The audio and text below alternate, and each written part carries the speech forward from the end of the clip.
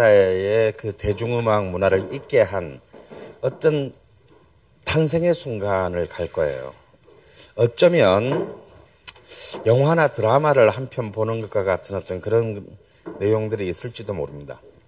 저는 우리 한국인들이 결코 역사에 대해서 관심 없는 그런 국민이라고 생각하지 않는데, 이상하게도 20세기 이후에는 왠지 우리의 역사가 굉장히 은폐되거나 혹은 왜곡되거나, 어쩌면 지금 오늘의 우리를 있게 한 굉장히 중요한 일들이 지난 100년간에 많이 일어났는데 많은 부분들이 혼돈 속에 빠져 있어요. 그리고 또 뭐 역사 교과서 판문점을 통해서 알지만 무슨 이렇게 뭐 정권이 바뀔 때마다 학교의 교과서가 지금 뭐 끊임없이 바뀌는 굉장히 참 혼란스러운 시대입니다. 그런데 그럴 수밖에 없는 것은 역사는 지나간 과거의 것이 아니죠. 끊임없이 이 순간에 우리의 존재를 증명하는 굉장히 치열한 접전지입니다. 그렇기 때문에 우리의 역사에서 어디서 어떤 것이 어떻게 시작되고 그것을 어떻게 평가하는가라고 하는 것은 사실은 옛날에 once there was 이게 아니고 지금 오늘의 이 순간에 우리의 모든 것에 대한 판단을 결정한다는 것이죠. 가령 한 예를 들어서 여러분들은 어떻게 생각하십니까? 만약에 20세기 100년의 대한민국의 역사에서 우리 역사에서 가장 뼈아픈 순간 혹은 뼈아픈 사건 하나를, 가장 가슴 아픈 역사적 사건 하나를 뽑는다고 한다면 여러분들은 어떤 사건을 지목하시겠습니까? 여러 가지가 일있죠. 역시 좀 다 5.18부터 시작해서 굉장히 가슴 아프고 슬픈 사건들입니다. 이 모든 것이 모여서 한국의 현대사가 만들어졌는데, 누군가 나보고 우리 20세기에서 가장 불행한 날을 뽑으라고 한다면 저는 1949년의 반민특위의 좌절을 저는 뽑고 싶습니다. 왜냐하면 나라 빼앗길 수 있습니다. 전쟁에서 지면 식민지가 되는 거지 뭐. 우리만 나라를 빼앗겨봤나요? 전 세계의 거의 대부분의 나라들은 어떤 순간에든지 국권을 상실한 적이 있어요. 그런데 중요한 것은 다시 되찾았을 때 그 이전의 역사를 제대로 청산하지 못한다면 얼마나 많은 대가를 그 이후의 시간이 물어야 하는지를 사실은 49년 반민특위의 좌절이 우리에게 가르쳐 줍니다. 자, 이런 정말 어찌 보면 거대한 대하 드라마와 같은 바로 그 20세기 100년 동안에 한반도는 이제 지금은 이미 대한민국과 조선민주주의 인민공화국이라는 두 나라로 쪼개졌고, 그걸 통해서 이제 대한민국의 아이덴티티 정체성이 지금 이 순간까지 만들어졌습니다. 그럼 이 거대한 모든 분야 역사적 흐름 속에서 우리는 그중에서도 가장 어쩌면 협소하다면 협소할 수 있는 문화의 역사, 또 그 문화의 역사 안에서도 또 더 들어가서 음악 문화의 역사를 보겠는데요. 바로 지금 오늘 지금 이 순간에 우리가 누리고 있는 음악 문화의 역사가 어떻게 형성되고 탄생했는지, 그리고 그것이 그냥 순탄한 역사적 이행과 진화의 결과가 아니라 누군가에 의해 꾸며진 역사라면 우리는 그것을 또 어떻게 평가해야 될 것인지를 알아보는 그런 시간이 되겠습니다. 그야말로 또 다른 의미의 전복과 반전의 역사입니다. 그 두 개의 이제 키워드는 1926년 8월 달에 발표되었던 사의 찬미라는 노래와 1935년에 발표되었던 목포의 눈물이라는 노래입니다. 오늘 그 강의의 주제는 한국 음악사 속의 근대가 드디어 우리가 중세 봉건의 시대가 끝나고 드디어 지금 오늘의 우리를 규정케 하는 바로 근대의 시기로 진입하는데 바로 죽음의 센세이셔널리즘이라는 굉장히 비극적인 사건으로 인해 격발됐다라는 것으로 출발하겠습니다. 그리고 이것이 이제 사회 참여의 얘기라면 두 번째 오늘의 화두인 목포의 눈물은 바로 제국주의와 민족주의 사이에 그 두 개의 양쪽의 긴장과 갈등 속에서 어떻게 우리의 문화가 탄생하고 형성되었는지를 알아볼 것입니다. 이거 정말 잘못됐어요. 1985년이 아니고요. 1895년이에요. 이런 실수를 했네. 뭔가 있어요. 죄송합니다. 1895년 아주 추운 12월 30일 날 지금은 전라북도 땅으로 되어 있죠. 전라북도 순천에서 굉장히 중요한 일이 하나 일어났어요. 이날 우리의 20세기 이 이후에 지금 이 순간까지의 굉장히 모든 것을 결정지을 수도 있었던 사건이 일어났어요. 이 해 전 1894년은 여러분들이 굉장히 익숙한 숫자일 거예요. 1894년에 뭐가 일어났죠? 예, 가보 개혁이라고 부르는, 옛날에는 가보 경장이라고 그랬죠. 그것도 일어났고, 또 가보니까 가보 농민 전쟁, 가보 동학 교도들에 의한 가보 동학 혁명이 일어난 해예요. 이날 그 1년 뒤인 1895년 12월 30일 순창에서 가보 농민 전쟁의 지도자 전봉준이 체포된 날입니다. 저는 이 날이 굉장히 중요한 날이라고 생각해요. 우리의 근대사의 운명을 가로지는 날이라고 저는 봅니다. 저 혼자서. 근데 이 꼭 전봉준이 나올 때 등장하는 부주인공이 한 명 있어요. 그게 누구냐면 제가 보기엔요. 민비예요. 민비. 민비는 바로 이해 같은 해 늦가을에 이른바 일본 낭인들에 의해서 참살되었습니다. 그러니까 민비가 죽음을 당하고 전봉준이 체포당한 게 거의 한 2달 정도 차이예요.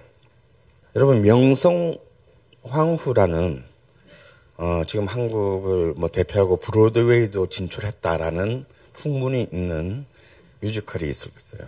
국민 뮤지컬이라 그러죠. 이 명성황후의 텍스트를 제공한 사람은 이문열이 쓴 소설 여우사냥입니다. 여우사냥, 뮤지컬 명성황후, 그리고 TV 드라마 명성황후에 이르기까지 민비의 이야기는 다 블록버스터 대박난 작품들이에요. 어마어마하게 됐어요. 저는 지금부터 10몇 년 전에 명성황후 뮤지컬의 초연을 보러 예술의 전당에 갔다가 보다가 너무 기가 막혀서 그냥 1막 보고 나왔습니다. 만약 제 손에 폭탄이 있었으면 무대에 던지고 나오려고 그랬어요. 저는 기절하는 줄 알았어요. 그래서 절대로 이런 작품은 흥행이 되어서는 안 된다. 내가 여기에 도움이 될 수는 없다라는 마음으로 중간에 나왔는데 대박이 터졌어요. 여기에 남자 주인공이, 이 명성황후의 남자 주인공이 홍계훈이라는 사람이에요. 이 홍계훈이라는 사람은 이제 무사죠. 민비를 끝까지 지키다가 죽는 무사입니다. 물론 둘이서 약간 야리꾸량하기로 만들었는데 절대 그렇지 않습니다. 근데 홍계훈은 실제로 존재했던 인물이에요. 실제로 일본의 그 사무라이들이 경복궁을 급습해서 민비를 시해하는 날 밤에 광화문에서 그때 홍계훈은 조선 훈련대 연대장이었어요. 그래서 이 사무라이들에 의해서 먼저 죽음을 당하고 얘를 넘어서 이제 그 경복궁으로 넘어가는 사람입니다. 그런데요, 이 홍계훈이 뭔가 왕비를 지키기 위해서 막다가 처절하게 죽은 사람이면 아름다운 얘기지만 그 1년 전에 홍계훈이 뭔 짓을 했냐면 어떤 뮤지컬, 어떤 드라마, 어떤 영화에도 이것은 나오지 않습니다. 그 1년 전에 1894년에 홍계훈은 동학군 토포사로 파견된 사람입니다. 동학 가보 농민혁명이 왜 일어났습니까?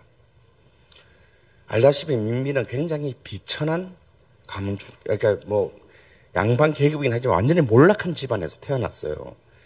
하지만 섭정을 했던 대원군이 더 이상 외척들, 풍량조씨, 뭐 안동입시 이런 외척들의 스스를 벗어나서 자기 아들의 왕권을 강화시킬 목적으로 굉장히 약한 집안의 며느리를 데렸는데 이게 완전 오판이었대요. 민비는 대원군을 갖다가 완전히 그냥 짤짤이 하듯이 갖고 놀았다.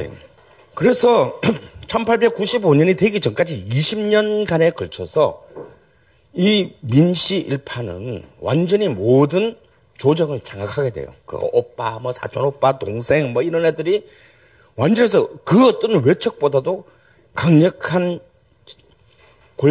족벌의 권력을 만들었고, 그리고 이미 조선 후기부터 문제가 되긴 했었지만 매간 매직이 조선 왕조내내 이때처럼 이 민실파에 의해서 개판이 된 적이 없어요. 가보농 민진정이 왜 일어났나? 바로 이들의 매간 매직으로 인한 그런 정말 깜냥이 안 되는, 함량이 되지 못하는 도저히 목민간이 될 수 없는 수준의 지방 관리들이 너무나 짐승과 같은 수탈들을 해냈기 때문에 더 이상 농민들이 견뎌낼 수가 없었기 때문입니다. 결국 가보 농민 전쟁의 가장 큰 원인 제공자는 바로 족벌 민씨 일가의 수장인 민비예요. 그런데 이것이 가보 농민 전쟁은 단순한 밀란이 아니죠. 우리는 한 5,000번쯤 밀란이 있었어요. 우리 역사에. 이게 또 한국의 이 다이내믹 코리아를 증명하는 거라고 제가 언젠가 말씀드린 적이 있죠. 그런데 가보 농민 전쟁, 이제 일본의 이제 그 식민사관은 동학란이라고 하는데 동학란이라고 하면 안 돼요. 가보 농민 전쟁 혹은 가보 농민 혁명이라고 해야 됩니다. 혹은 동학혁명이라고 해야 되는데 이것은 그 이전에 5,000번 가까이 났던 밀란하고 달랐어요. 뭐가 달랐습니까? 규모에서도 달랐지만 본질적으로 다른 점은 뭐냐면요. 이건 밀란이 욱하는 마음에 일어난 게 아니고 이 밀란에는 새로운 시대를 향한 새로운 비전, 철학과 노선이 있었다라는 거예요. 다시 말해서 새로운 질서에 대한 대안적 질서의 규범을 갖고 있었다라는 겁니다. 비전을 갖고 있었다는 겁니다. 세계관을 갖고 있었다라는 거예요. 그러면 이건 단순히 고부군수 조병갑의 학정에 반대한 전라북도 지역의 동학교도 및 그에 찬동한 농민들의 밀란이 아니에요. 이건 혁명입니다. 그 혁명의 슬로건은요. 지금도 저 정읍 그 가보 농민 전적지 황토현에 가면 깃발로 세워져 있어요. 제가 몇 달 전에 갔다 왔는데 딱 세 단어로 이루어져 있죠. 여러분의 고등학교 국민윤리 시간에 다 배운 말입니다. 뭡니까? 인내천이다 이거야. 여러분 인내천 하면 그냥 뭐 사람이 곧 하늘이다. 그래서 라고 생각하십시오. 이것은 굉장히 중요한 철학이에요. 19세기에 이미 우리는 그게 도달했다는 겁니다. 사람이 곧 하늘이다는 철학적인 우주와 인간의 관계이기도 하지만 굉장히 현실 정치적인 발언입니다. 사람이 곧 하늘이다라고 하는 것은 모든 인간이 하늘과 같이 존엄한 존재이다라는 뜻도 있지만 또 다른 의미로는 무슨 의미에 안에 숨어 있냐면 여기에 하늘천은 임금을 상징하는 말이에요. 그래서 중국에서 임금을 뭐라고 했습니까? 천자라고 했잖아요. 그러니까 모든 인간이 곧 뭐다? 그냥 아무리 그 상민이든 뭐 천민이든 모든 인간이 곧 임금인이라는 말입니다. 이 말은 우리나라 지금 헌법 제1조 2항의 내용이에요. 그러니까 사실은 이 동학의 이 이념에는 이제 봉건의 질서는 끝내고 이른바 개벽, 새로운 세상을 우리는 만들겠다라는 명확한 목표의식이 있었던 겁니다. 이때 북쪽, 그러니까 한강 북쪽에 동학의 접주는 최시영이었어요. 남쪽은 전봉준이었습니다. 최시영은 사실 이런 무력적인 전복에 대해서 굉장히 부정적인 입장이었습니다. 그런데 분위기가 돌아나니까 어쩔 수 없이 결국 가담해서 이것이 비록 고부에서 시작했지만 전라북도에서 시작을 했지만 이제 보훈 집회를 지나면서 전국적인 양상으로 갔고 결국은 당시 조선 조정도 이들의 요구에 굴복해서 발발한 지 3개월 만에 강화 조약을 맺고 일부분을 수용한다. 그런데 이것은 사실은 간계였죠. 시간을 번 겁니다. 그리고 민비는 뭘 합니까? 청나라에게 군대를 요청한다. 자기의 백성을 죽이기 위해서 외국의 군대를 불려들었습니다. 이것이 한국의 근대의 불행한 출발이에요. 청나라 군대가 딱 들어오니까 이미 그 전에 맺었던 텐진 조약에 의해서 일본군도 야 새끼야 본래 우리가 니 혼자 못 들어가게 했잖아. 니들 왔으니까 우리도 들어와야지 하고 일본군 7,000명이 인천으로 상륙했어요. 그렇게 해서 이제 2차 동학전쟁이 발발하고 이른바 모든 그 신식 장비로 무장한 일본군에게 죽창과 화성총 정도밖에 무장되지 않은 훈련되지 않았던 군사적으로 훈련되지 않았던 동학군은 철저하게 괴멸당해요. 그리고 이제 그 마지막이 이제 우금치 전투다 이거예요. 우금치 전투에서 거의 동학군 3만 명이 몰살당합니다. 그때 일본군 전사자 수가 몇 명인 줄 아세요? 일본군 전사자 수는 1명입니다. 그 1명이 죽을 때 그 고기에 3만 명이 몰살됐어요. 일본군이 전사자는 1명인데요. 병으로 죽은 사람은 36명이었어요. 그 자연재해로 죽은 사람은 36명이고 전쟁으로 죽은 사람은 1명이에요. 정말 치욕의 역사입니다. 그걸로 끝난 게 아니에요.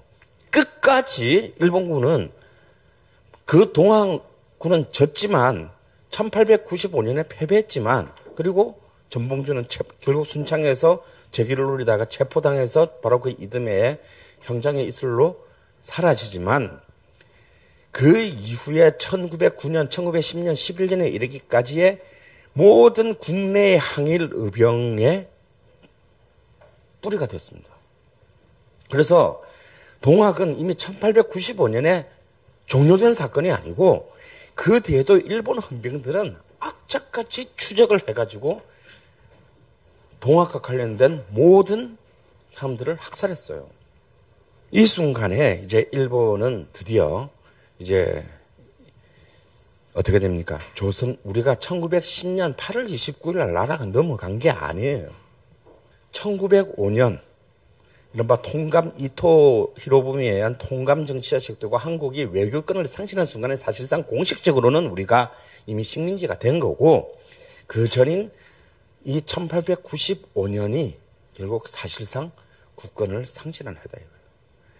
그런데 우리는 여전히 명성황후의 그 아름다운 여배우들이 나온 그 드라마를 보면서 물론 좋죠. 일본 놈 나쁜 새끼. 응? 라고 부르들지만 그 속에 숨어 있는 가장 중요한 우리의 근대의 본질을 우리는 잊고 있는 겁니다.